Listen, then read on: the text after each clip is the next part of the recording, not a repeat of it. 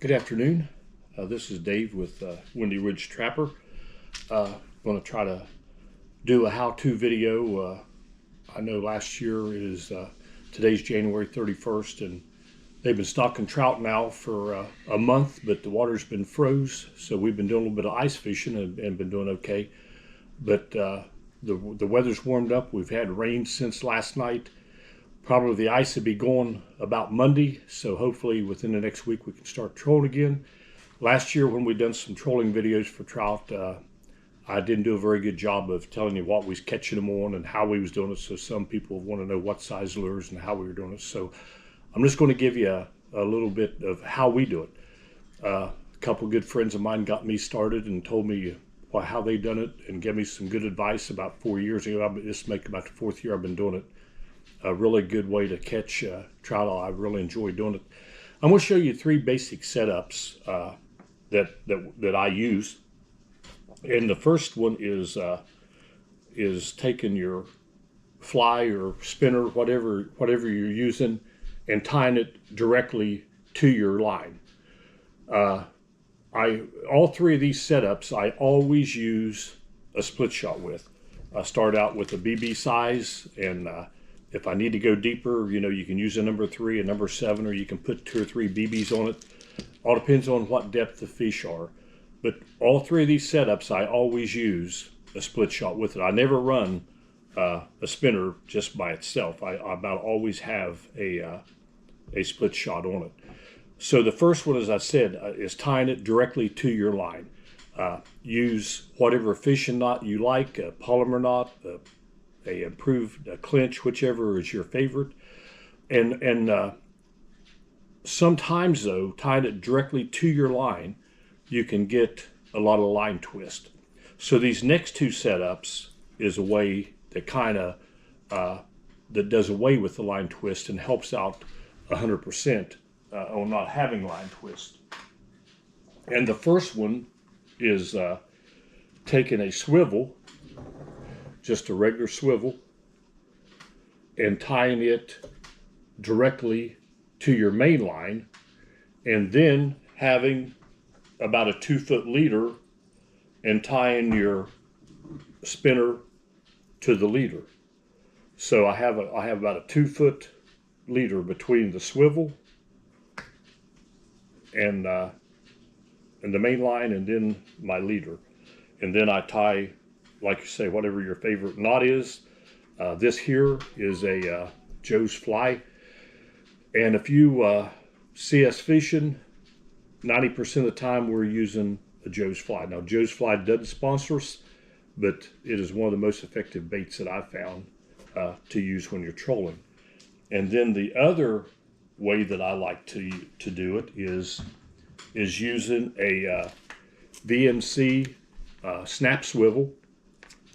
This here is a very small one. It is a size 10 and 30-pound test. There's 5 of them that comes in a bag and ready to VMC, and I'll tell you at the end of the video where you can buy some of this stuff at. And what I do is, like again, whatever your favorite knot is, you can use to tie.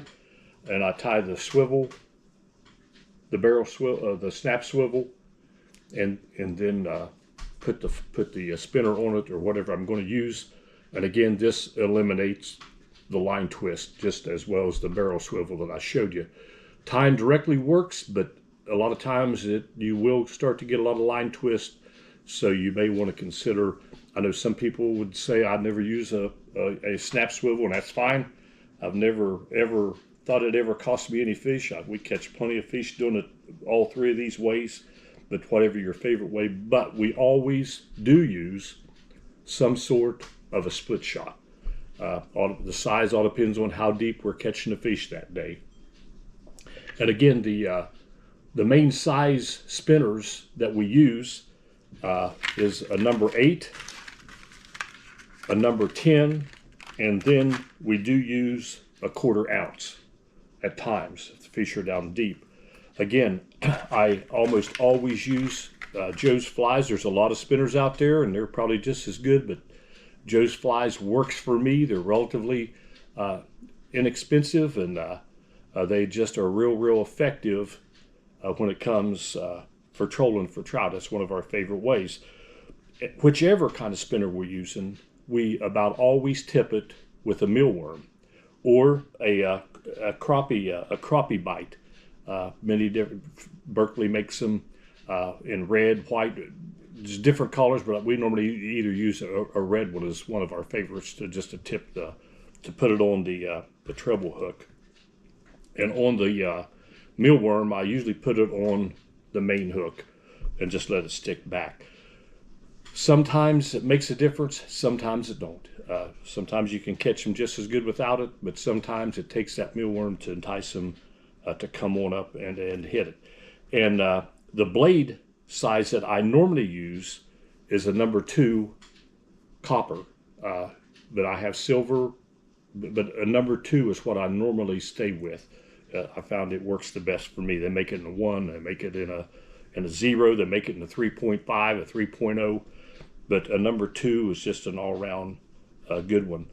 And you know, if you're on a budget and money's tight, you don't need 100 different collars. They make several collars, but I'm going to tell you, if you stick with some kind of a brown and a black, this March brown right here is a real good, a real effective collar that we catch a lot on. And also there's a brown hackle, but if you use some type of brown, that's good. And then, like I say, if you have a black, this here is a black gnat. It's all black. And this one here is a black prince, which is another good collar. And it, gotta tangle it up here. It is black and has a little bit of red in the tail of it. And that is another good collar. Another collar that I like real well is called a Trout poacher. It is this one here. It's green, yellow, and has some orange in it. And then there's a cheese egg, which is orange, and it does a real good job too. But whatever your favorite color is, like I say, I think they make the collars to catch fishermen, and if you stick with the browns and the blacks and the Trout poacher and the orange, you know, they do a real good job, or that they've been real effective for me. Also, a lot of people like to throw a rooster tail type, and I don't throw them that much because I catch quite a few on the Joe's flies, but they are real effective also. I do know that they are good. And if sometimes if they're not wanting to hit the Joe's fly, you can go to a Rapala, and this I believe is an F3. It's just a small one. They make an F4 that's still in a comparable, just a little bit bigger, but still is a good size for trout, and in your favorite color. And also Rebel makes what they call a wee crawl. It's a crawfish imitation. This one here is made by Cream. It is just a half price of what the Rebel is, and it works really well. And again, the main deal is, remember, always use a split shot. Sometimes maybe you can get by without it, but use as light a weight as you have to. But we run the split shot about 12 to 18 inches in front of the fly, or in front of the spinner. Again, we tip it with a mealworm or a crappie bite. And all of these baits that I showed you today, you can find at a High River Outdoors, and we're not sponsored by High River Outdoors. Doug is just a good guy that owns that place, and he stocks a great amount of fishing supplies for whatever you're after, for trout, for crappie, for stripers, for sauger, for bass, for muskie. He has a real good selection, and he's a local guy and a good guy to deal with. And again, I know that Joe's flies and the Rebels and stuff you can pick up at Walmart. And again, this is just how we do it, and I'm sure that if you would try this, that it would be pretty effective for you too. And if you've got some better ways, you can leave it in the comments. I'm not saying, this is just how we do it, and it's been pretty effective for us. So again, if you have not subscribed to the channel, I encourage you to do so. If you have a friend or buddy, encourage them. If you like the content, give us a thumbs up. And again, we're just now getting the channel fired back up from the winter. We're going to put out one, I think, about every week now, and then maybe we'll crank it up to 2 a week like we were doing in the fall. But thanks for watching. We definitely appreciate you taking your time and come and watching. And again, this is just how we catch fish. And that's what it's about, is when you go out to try to catch fish and have a good time. So if there's something that we can share with you that helps, I hope that it does. Again, take your kids and grandkids fishing whenever you can. And until next time, hope to see you on the water. God bless you.